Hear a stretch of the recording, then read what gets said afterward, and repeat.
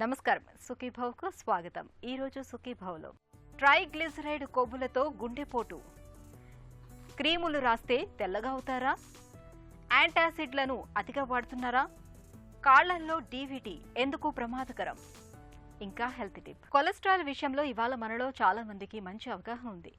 చెడు కొలెస్ట్రాల్ ఎక్కువగా ఉన్నప్పుడు ఆహారపరమైన జాగ్రత్తలు తీసుకుంటూ అవసరమైతే మందులు వాడుతున్నారు, మంచిదే. కానీ ఇంతకంటే ముఖ్యమైంది, బాగా నిర్లక్ష్యం చేస్తున్న సమస్య మరోటి ఉంది. అదే ట్రైగ్లిసరైడ్లు. లిపిడ్ ప్రొఫైల్ పరీక్షలు చేయించుకున్నప్పుడు కొలెస్ట్రాల్తో పాటుగా ట్రైగ్లిసరైడ్ల గురించి రిపోర్ట్లో ఉంటుంది. కానీ మనం ఈ కొవ్వుల గురించి పెద్దగా పట్టించుకోం. నిజానికి మన భారతీయుల్లో చెడు కొలెస్ట్రాల్ కంటే ట్రైగ్లిసరైడ్ల కొవ్వుల శాతమే అధికంగా ఉంటుంది. ఆరోగ్యపరంగా, వైద్యపరంగా కొలెస్ట్రాల్తో పాటు ఈ ట్రైగ్లిసరైడ్ కొవ్వుల గురించి కూడా పట్టించుకోవాలని చెబుతారు డాక్టర్లు. గుండె ఆరోగ్యాన్ని ప్రమాదంలోకి నెట్టడంతో పాటు ఇతరత్ర ఎన్నో సమస్యల్ని మోసుకొచ్చే ట్రైగ్లిసరైడ్ కొవ్వుల గురించిన పూర్తి వివరాన్ని ఇప్పుడు తెలుసుకుందాం.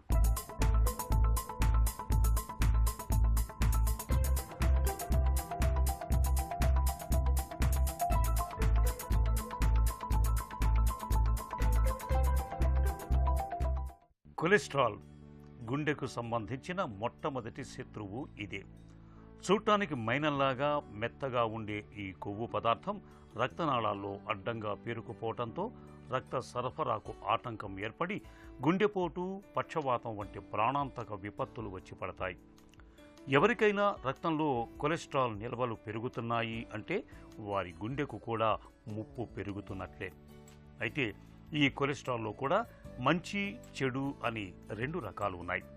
మంచి కొలెస్ట్రాల్ ఎక్కువగా ఉంటూ చెడు కొలెస్ట్రాల్ తక్కువగా ఉంటేనే మనకు ఆరోగ్యం. అయితే మనకు హాని చేసే చెడు కొలెస్ట్రాల్లోనే ట్రైగ్లిసరైడ్లనే మరొక రకం కొలెస్ట్రాల్ ఉంది. ఇది మామూలు చెడు కొలెస్ట్రాల్తో పోలిస్తే గుండెకు మరింత ప్రమాదకరమని చెప్తారు డాక్టర్లు. ట్రైగ్లిసరైడ్స్ అనేవి మన శరీరంలో ఉండే ఒక రకమైన క్రొవ్వు పదార్థం అండి.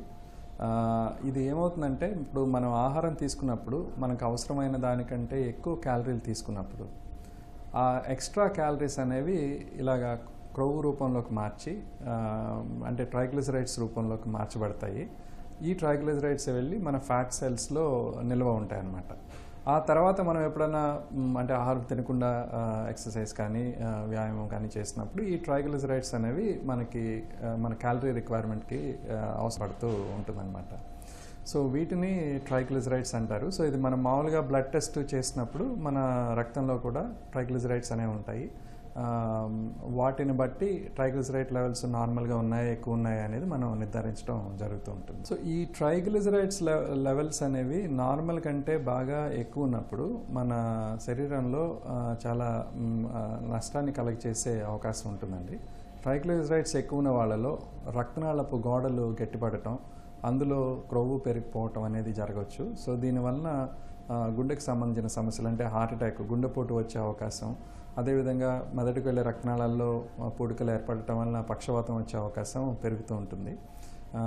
ఇలాగా గుండె రక్తనాళాలు అనే కాకుండా కొన్ని సందర్భాల్లో ఈ ట్రైగ్లిసరైడ్స్ బాగా ఎక్కువ ఉన్నప్పుడు మన శరీరంలో ప్యాంక్రియాస్ని కూడా డ్యామేజ్ చేసే అవకాశం ఉంటుంది. ట్రైగ్లిసరైడ్స్ బాగా ఎక్కువ ఉన్న వాళ్ళలో అక్యూట్ ప్యాంక్రియాటైటిస్ అంటాం. అంటే సడన్గా ప్యాంక్రియాస్లో వాపు వచ్చి ప్యాంక్రియాస్ పనిచేయడం అనేది తగ్గిపోయే అవకాశం కూడా ఉంటుంది.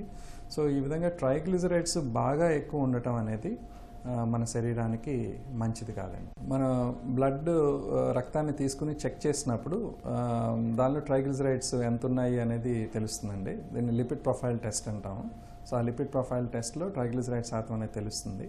సో ట్రైగ్లిసరైడ్స్ నార్మల్గా 150 మిల్లీగ్రామ్స్ పర్ డెసిలీటర్ అనమాట. అంటే ఒక డెసిలీటర్లో 150 మిల్లీగ్రామ్స్ వరకు నార్మల్ అంటాం. ఆ 150 నుండి 200 మిల్లీగ్రామ్స్ వరకు బార్డర్ లైన్ హై ట్రైగ్లిసరైడ్స్ అంటాం. అంటే కొద్దిగా బార్డర్ లైన్గా ఉన్నట్లు అర్థం. 200 నుంచి 500 వరకు దీన్ని హై ట్రైగ్లిసరైడ్ లెవెల్స్ అంటాం.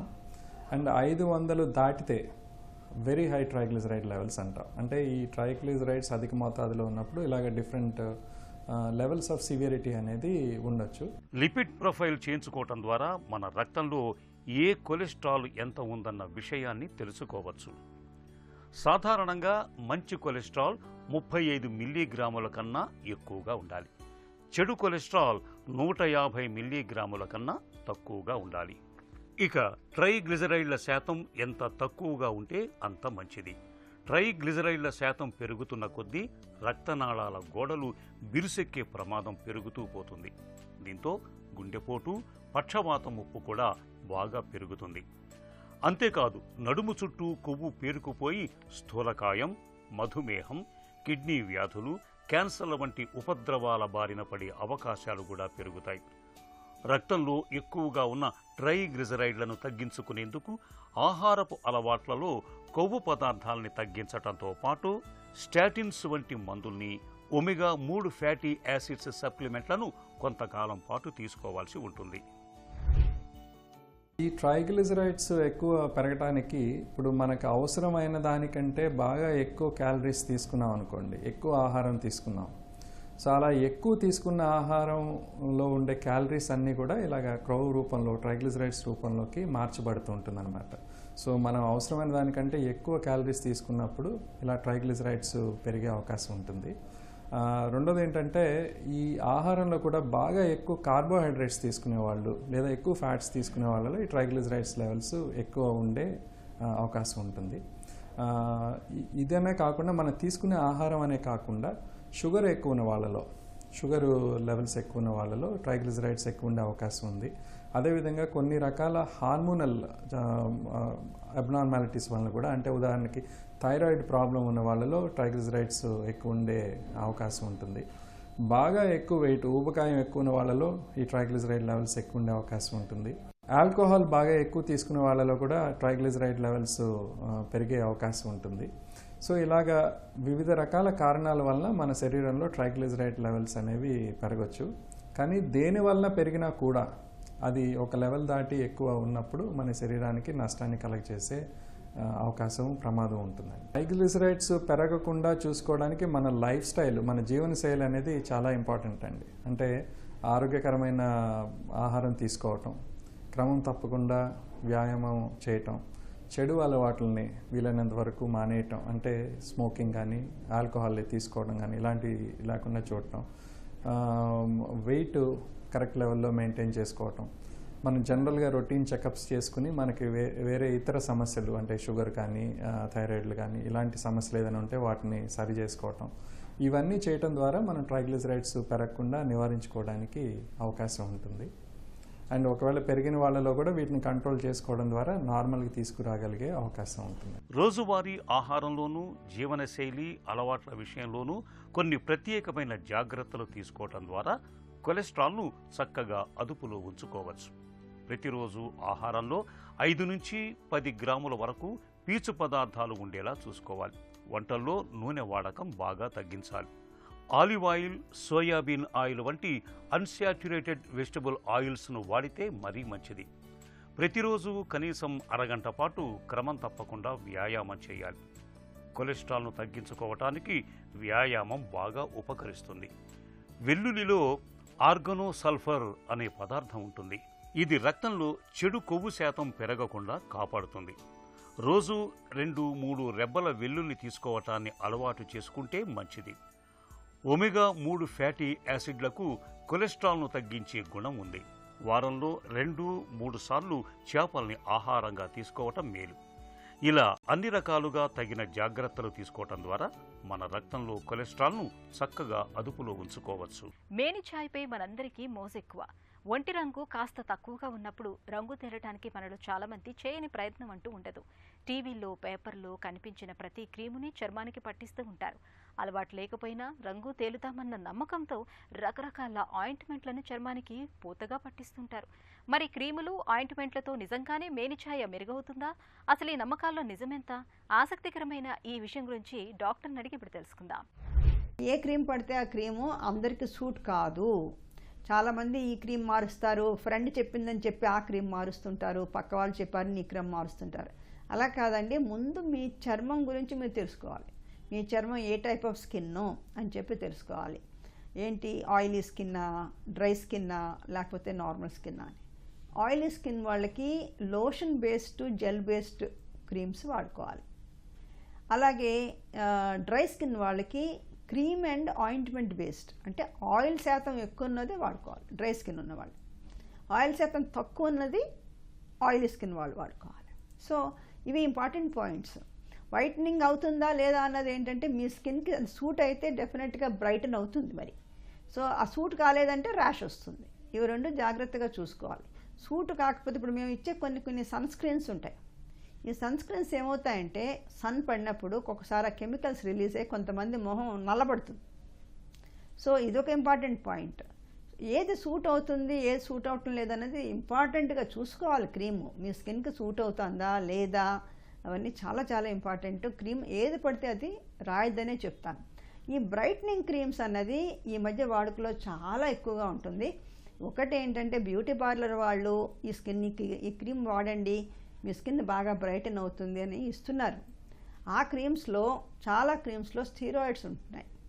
ఎస్, స్టీరాయిడ్ మొదట వాడినప్పుడు బ్రైటన్ అవుతుంది స్కిన్, కానీ తర్వాత ఫేస్ మీద పింపుల్స్ అని రకరకాల ప్రాబ్లమ్స్ అన్నీ వస్తున్నాయి. మాకు ఈ మధ్య కాలంలో మేము ఇలాంటి ప్రాబ్లం చాలా ఎక్కువగా ఫేస్ చేస్తున్నాము.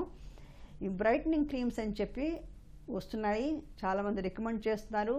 డైరెక్ట్గా ఫార్మసీ షాప్కి వెళ్ళిపోయి తీసేసుకుంటుంటారు, లేకపోతే బ్యూటీ పార్లర్ వాళ్ళు ఇస్తూ ఉంటారు. ఇలాంటి క్రీమ్స్ మూలంగా చాలా జాగ్రత్తగా ఉండండి. జబ్బుల పనిపట్టి ఆరోగ్యాన్ని కాపాడే అమృతతుల్యమైన ఔషధాలను అనవసరంగా అనుచితంగా వాడితే అవి మన పాలిట విషంలా పరిణమిస్తాయని హెచ్చరిస్తున్నారు డాక్టర్లు. ముఖ్యంగా కడుపు మంటను చల్లార్చి ప్రాణానికి హాయినిచ్చే ప్రోటాన్ పంప్ ఇన్హాబిటర్స్ యాంటాసిడ్ మాత్రల వాడకంలో ఈ జాగ్రత్త మరీ అవసరమని చెప్తున్నారు. నిజానికి యాంటాసిడ్ మాత్రలు ఎంత మంచివైనా వీటికి ఒక పరిమితి ఉంది.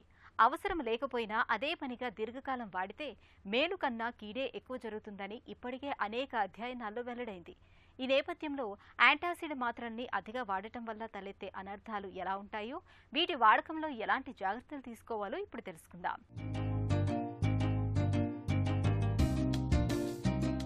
పొట్టలో బాధల్ని తగ్గించే యాంటాసిడ్ మాత్రల్ని ప్రోటాన్ పంప్ ఇన్హిబిటర్స్ అని, మార్నింగ్ గ్యాస్ పిల్స్ అని కూడా పిలుస్తారు. జీర్ణాశయంలో ఆమ్లం స్థాయిలను తగ్గించే ఇవి ఛాతీలో మంట, అల్సర్ల చికిత్సలో విప్లవాత్మక మార్పుని తీసుకొచ్చాయి. అయితే పొట్టలో తలెత్తే ప్రతి చిన్న సమస్యకు యాంటాసిడ్లను వాడటం, డాక్టర్ సలహా లేకుండా సొంతంగానే ఈ మందుల్ని వాడటం వల్ల లేనిపోని సమస్యలు తలెత్తే ప్రమాదం ఉంటుంది. చాలా కాలం పాటు ఈ మాత్రల్ని వాడటం వల్ల విరేచనాల ముప్పు పొంచి ఉంటుంది. ఇమ్యూనిటీ తక్కువగా ఉన్నవారికి, వృద్ధులకు, ఆసుపత్రిలో చేరి చికిత్స తీసుకుంటున్న వారికి, కొన్ని రకాల యాంటీబయాటిక్స్ వాడేవారికి యాంటాసిడ్ మందుల మూలంగా విరేచనాలు పట్టుకునే అవకాశాలు ఎక్కువగా ఉంటాయి. ఈ మందుల మూలంగా చిన్న పేగుల్లో బ్యాక్టీరియా ఎక్కువగా వృద్ధి చెందే అవకాశం ఉంది. దీంతో పేగుల్లో ఇన్ఫెక్షన్లు తలెత్తొచ్చు. ఫలితంగా విరేచనాలతో పాటు వికారం, వాంతి, ఆకలి వేయకపోవటం వంటి సమస్యలు మొదలవచ్చు. ఏళ్ల కొద్దీ యాంటాసిడ్లను వాడుతున్నప్పుడు ఎముకలు గుల్లబారడం, విటమిన్ల లోపాలు, నిమోనియా వంటివి కనిపిస్తుంటాయి. గుండె జబ్బు, పక్షవాతం, క్యాన్సర్ల చికిత్సలకు వాడే మందుల ప్రభావాన్ని యాంటాసిడ్లు గణనీయంగా ప్రభావితం చేసే ప్రమాదం కూడా ఉంటుంది. అందువల్ల ప్రోటాన్ పంప్ ఇన్హిబిటార్ మందులు ఎవరికి, ఎందుకు, ఎంతకాలం అవసరం అన్నది తెలుసుకుని ఉండటం మంచిది. ఛాతీలో మంటతో బాధపడుతున్నప్పుడు 2 వారాల పాటు యాంటాసిడ్లను వాడుకుంటే సరిపోతుంది. అవసరమైతే 15 రోజుల చొప్పున ఏడాదికి మరో 2 సార్లు వేసుకోవచ్చు. అల్సర్లు గలవారికైతే నెల నుంచి 2 నెలల పాటు యాంటాసిడ్లను వాడుకోవాల్సి ఉంటుంది. పొట్టలో హెలికోబాక్టర్ పైలోరీ ఇన్ఫెక్షన్ ఉన్నప్పుడు 2 నుంచి 4 వారాల పాటు యాంటాసిడ్ మాత్రల్ని వాడుకుంటే సరిపోతుంది. కొందరికి గ్యాస్ ట్రబుల్, అజీర్తి, ఆకలి లేకపోవడం వంటి లక్షణాలు వేధిస్తున్నా గ్యాస్ట్రోస్కోపీ పరీక్షలో ఎలాంటి మార్పులు కనిపించవు. ఇలాంటి వారికి 2 వారాల పాటు యాంటాసిడ్లను ఇవ్వచ్చు. అయితే కొన్ని రకాల సమస్యలకు యాంటాసిడ్ మాత్రల్ని నెలల తరబడి వాడాల్సి ఉంటుంది. పొట్టలో ఇన్ఫెక్షన్లు ఎంతకీ తగ్గకుండా మొండిగా మారినప్పుడు యాంటాసిడ్ మాత్రల్ని డాక్టర్ల పర్యవేక్షణలో ఎక్కువ కాలం వాడాల్సి ఉంటుంది. ఇక యాంటాసిడ్ మందుల్ని ఉన్నట్టుండి మానేయడం కూడా అంత మంచిది కాదు. సగం మోతాదు నుంచి మొదలుపెట్టి క్రమంగా తగ్గించుకుంటూ రావాలి. రక్తనాళాల్లో కొవ్వుగడ్డలు అడ్డం పడితే గుండెపోటు ప్రమాదం ముంచుకొస్తుంది. ఏకంగా ప్రాణమే ప్రమాదంలో పడుతుంది. అచ్చంగా ఇలాంటిదే మరొక సమస్య ఉంది. దాని పేరు డీవీటీ, డీప్ వెయిన్ థ్రాంబోసిస్ గా పిలిచే ఈ సమస్యలో రక్తనాళాల్లో కొవ్వుగడ్డలకు బదులుగా ప్రాణాధారమైన రక్తమే గడ్డలుగా మారి అడ్డుపడుతూ ఉంటుంది. కాళ్లలోని రక్తనాళాల్లో ఎక్కువగా కనిపించే ఇలాంటి రక్తపు గడ్డలు ఒక్కోసారి ఊపిరితిత్తుల్లోకి కూడా చేరి ప్రాణాపాయ పరిస్థితిని తెచ్చిపెడుతూ ఉంటాయి. ప్రాణాల్ని ప్రమాదంలోకి నెట్టే డీవీటీ జబ్బు అసలు ఎందుకు వస్తుందో, దీనికి ఎలాంటి చికిత్స అవసరమవుతుందో డాక్టర్ని అడిగి ఇప్పుడు తెలుసుకుందాం.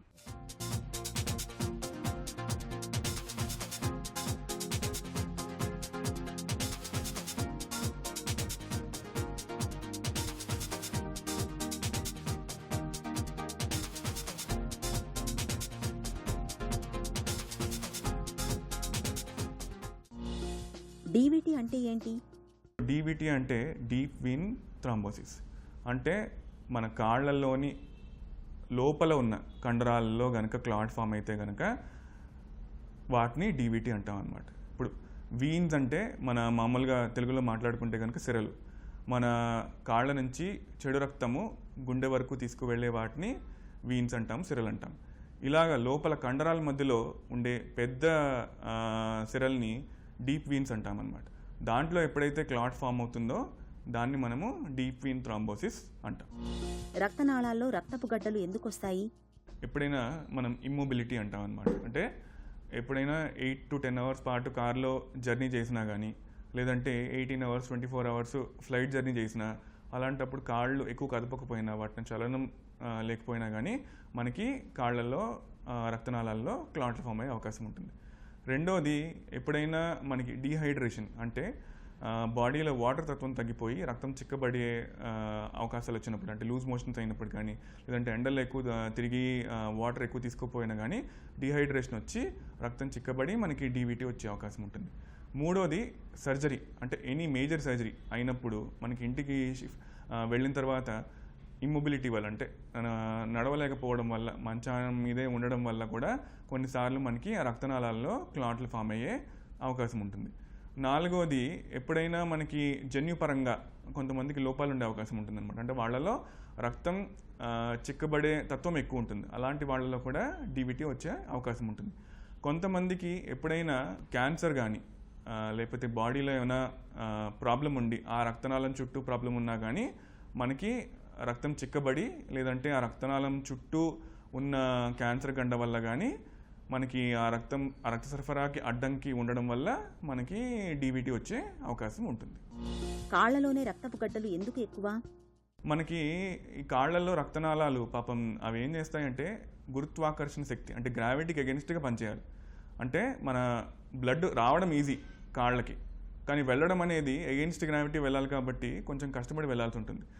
అండ్ ఈ రక్తనాళాల్లో, ఈ వీన్స్లో అవి పెద్ద క్యాలిబర్ ఉంటాయి, వాల్యూమ్ అది కూడా పెద్దగా ఉంటుంది. సో అలాంటప్పుడు ఏమాత్రం కొంచెం వాటి బ్లడ్ ఫ్లో స్లో అయినా కూడా వాళ్ళల్లో మనకి డీవీటీ వచ్చే అవకాశం ఉంటుంది. సో అందుకనే ఈ డీవీటీ అనేది కాళ్ళల్లో ఎక్కువ వచ్చే అవకాశం ఉంటుంది. డీవీటీ జబ్బు ఎందుకు ప్రమాదకరం? డీవీటీకి మెయిన్ 2 కాంప్లికేషన్స్ ఉన్నాయండి. ఒకటి ఏంటంటే అక్యూట్ కాంప్లికేషన్ అంటాం, అంటే ఇమీడియట్గా వచ్చే ఇబ్బంది. అంటే ఏంటంటే ఈ క్లాట్లు ఎప్పుడైతే కాళ్ళలో ఫామ్ అవుతాయో వాటిలోంచి చిన్న చిన్న ముక్కలు మనకి గుండెకి ఊపిరితిత్తులకి వెళ్ళే అవకాశం ఉంటుంది. దాన్ని మనం పల్మనరీ ఎంబాలిజం అంటాం. రెండో కాంప్లికేషన్ ఏంటంటే మనకి లాంగ్ టర్మ్లో వచ్చే కాంప్లికేషన్. అంటే ఇమీడియట్గా ఏమి ఇబ్బంది ఏమి ఉండదు, కానీ కొన్ని ఏళ్ల తర్వాత ఆ కాళ్ళల్లో వీన్స్లో వాల్వ్స్ ఉంటాయి. ఆ వాల్వ్స్ డ్యామేజ్ అవ్వడం వల్ల మనకి ఆ కాళ్ళల్లో వాపు రావడం కానీ, చర్మం నల్లగా అవ్వడం కానీ, లేదంటే పుండ్లు పడడం కానీ, పుండ్లు మానకపోవడం కానీ జరుగుతుంది. వీటన్నిటిని మనము పోస్ట్ థ్రాంబోటిక్ సిండ్రోమ్ అంటాం. డీవీటీ జబ్బును ఎలా నిర్ధారించుకుంటారు? కాళ్ళల్లో సడన్గా వాపు రావడం కానీ, లేదంటే సడన్గా క్రాంప్స్, నొప్పి రావడం కానీ కాళ్ళ తాలూకు కండరాల్లో, అండ్ కొన్నిసార్లు ఇలా వచ్చినప్పుడు కాళ్ళ తాలూకు చర్మం కొంచెం వెచ్చగా ఉండడం కానీ, లేదంటే ఎర్రగా మారడం కానీ, ఇవన్నీ జరిగినప్పుడు మనం డీవీటీ అని వచ్చిందేమో అని సందేహపడాల్సి ఉంటుంది. ఎప్పుడైతే మనకి ఈ లక్షణాలతో పేషెంట్ మన దగ్గరికి వస్తారో ఫస్ట్ ఎగ్జామినేషన్లో మనం చూసుకోవాల్సింది ఏంటంటే నిజంగా అది డీవీటీయా కాదా నిర్ధారణ చేసుకోవాల్సి ఉంటుంది.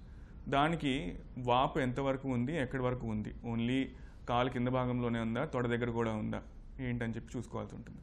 రెండోది వాళ్ళ రక్తనాళాలు, అంటే సిరలు, ధమనులు, అంటే వీన్స్, ఆర్టరీస్ ఎలా ఉన్నాయని చెప్పి చూసుకుంటాం. దానికి మనం కలర్ డాప్లర్ అనే సింపుల్ టెస్ట్ క్లినిక్లోనే చేసుకుని మనం దాంట్లో నిజంగా క్లాట్ ఉందా లేదా అని చెప్పి కన్ఫర్మ్ చేసుకుంటాం. కొన్నిసార్లు డౌట్ వచ్చినప్పుడు మనం సిటీ వీనోగ్రామ్ కానీ, ఎంఆర్ వీనోగ్రామ్ కానీ చేసి క్లాట్ ఎక్కడి వరకు ఉంది, ఎంత ఎక్స్టెంట్ ఉంది అని చెప్పి మనం నిర్ధారణ చేసుకోవచ్చు. కాళ్ళలో రక్తపు గడ్డలకు చికిత్స ఎలా ఉంటుంది? ఎప్పుడైతే మనకి డీవీటీ అనేది నిర్ధారణ అవుతుందో దాని తాలూకు ఎక్స్టెంట్ ఎంతవరకు ఉందనేది మోస్ట్ ఇంపార్టెంట్. ఒకవేళ మోకాల కింద వరకే మనకి క్లాట్లు ఉన్నాయి అంటే కనుక, లేదంటే తొడ కింద భాగం వరకే మనకి రక్తనాళాల్లో క్లాట్లు ఉన్నాయి అంటే కనుక జస్ట్ ఓన్లీ ఇంజెక్షన్లు, మందుల ద్వారానే మనం చాలా వరకు దాన్ని నయం చేసుకోవచ్చు. ఒకవేళ ఆ క్లాట్ అనేది తొడ భాగం కన్నా పైన ఎక్స్టెండ్ అవుతుంది, అంటే పొట్ట భాగంలో కూడా రక్తనాళంలో మనకి క్లాట్ ఉంది అంటే కనుక అలాంటి వాళ్ళల్లో మనము ఓన్లీ ఇంజెక్షన్ల ద్వారా కొంతవరకు న్యాయం చేయొచ్చు. కానీ బట్ అలాంటి వాళ్ళకి mechanical thrombectomy, thrombolysis and mechanical thrombectomy అనే సింపుల్ ప్రొసీజర్ ద్వారా చాలా వరకు ఉపయోగం ఉంటుందన్నమాట. సో అలాంటి వాళ్ళలో ఏం చేస్తామంటే మనం ఆ క్లాట్ కరగడానికి మందు ఇచ్చి ఆ క్లాట్ని ఎంతవరకు వీలైతే అంతవరకు, అంటే 90%, 100% వరకు కంప్లీట్గా ఆ క్లాట్ని తీసేయగలిగితే కనుక నేను చెప్పినట్టు ఆ వాల్వ్స్ అనేది డ్యామేజ్ అవ్వకుండా ఉంటాయి. వాళ్ళకి ఏంటంటే పోస్ట్ థ్రాంబోటిక్ సిండ్రోమ్ అనేది రాకుండా ఉండే అవకాశం ఉంటుంది. డీవీటీ జబ్బును నివారించుకునే అవకాశం ఉందా? డీవీటీ వచ్చిన వాళ్ళు కానీ రాని వాళ్ళు కానీ ఎప్పుడైనా కూడా సెడెంటరీ లైఫ్ స్టైల్ అనేది లేకుండా ఉండే కనుక, అంటే regular physical activity, even half an hour or 40 minutes walking కూడా సరిపోతుంది. అలా చేసినా కూడా మనకి ఈ డీవీటీ బారిన పడకుండా ఉండే అవకాశం ఉంటుంది. అండ్ రెండోది, ఎప్పుడైతే మనకి ఎండలో బయటకు వెళ్ళినా కూడా లేదంటే మోషన్స్ అవుతున్నా కూడా డీహైడ్రేషన్ బారిన పడకుండా ఎంతవరకు వీలైతే అంతవరకు లిక్విడ్స్ తీసుకునే అవకాశం ఉంటే కనుక మనం ఈ డీహైడ్రేషన్ బారిన పడకుండా, డీవీటీ బారిన పడకుండా ఉండే అవకాశం ఉంటుంది. డీవీటీ జబ్బు విషయంలో అప్రమత్తతే మనకు రక్షణ కవచం. కాళ్లలోని రక్తనాళాల్లో రక్తపు గడ్డల ఆనవాళ్లను సకాలంలో గుర్తించి సత్వరమే చికిత్స మొదలు పెడితే డీవీటీ జబ్బు నుంచి సులువుగానే బయటపడొచ్చు. చిన్న చిట్కా మీకోసం. తరచూ ఉసిరిని ఏదో ఒక రూపంలో తీసుకుంటూ ఉండండి. ఉసిరిలోని విటమిన్ సి, యాంటీ ఆక్సిడెంట్ పోషకాలు వృద్ధాప్య ఛాయల్ని నివారిస్తాయి. చర్మం ముడతలు పడకుండా, సాగిపోకుండా కాపాడుతాయి.